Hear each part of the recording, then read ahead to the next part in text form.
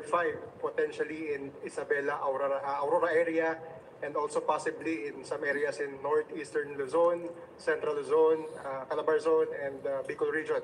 So meron po ba tayong special preparations sa areas na ito that may possibly have the highest wind signal?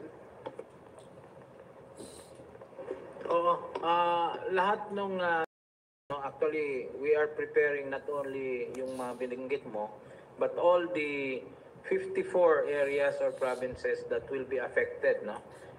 From Region 1 hanggang Caraga. So, ang sagot lang naman dyan talaga is to activate your anticipatory or preparedness protocols, no?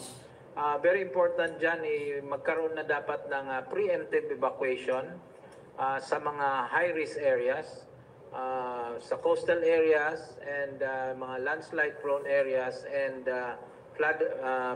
areas prone to floodings, no?